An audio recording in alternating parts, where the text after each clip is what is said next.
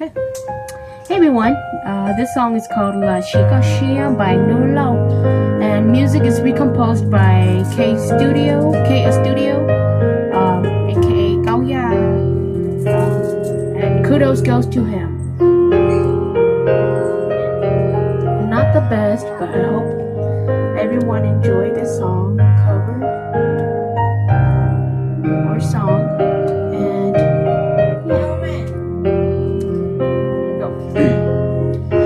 Là chỉ có chia sẻ bùa lũ tiền, là chỉ có chia sẻ bề lo rong,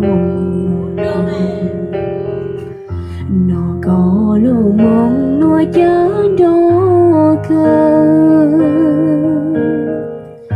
oan nên chia đỡ bùa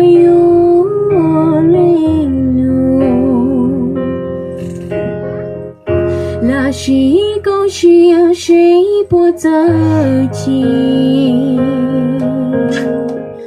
lo lũ luôn xin dễ mua đủ họ ra lũ gì chỉ bảo thiệt cô chỉ tao xa cao yo đủ gì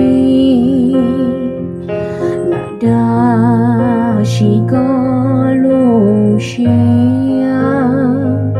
có bao chuyện tia có yo nên chia pay giàu nó có bao có lũ xia ta sa có cô đã lo yo chỉ bỏ sa tao cô lo che yo chỉ tao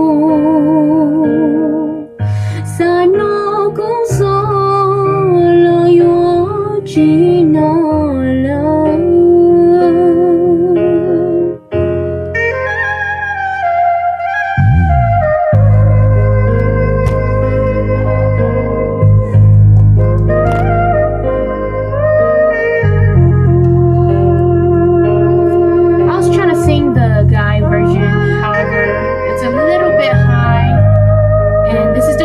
by the way, it's kind of low, but I think I like this better.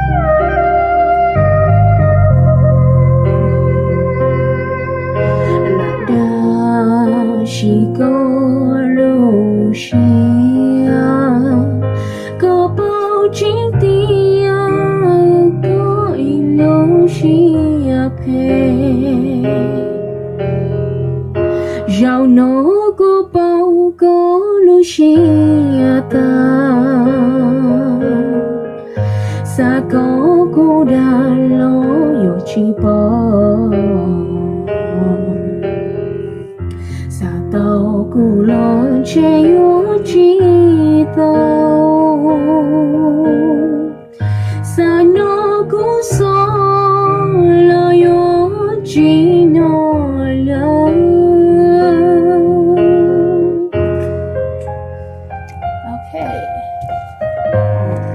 Thanks for listening. Make sure to like, subscribe, and please do share. And hope you guys enjoy it. Thank you.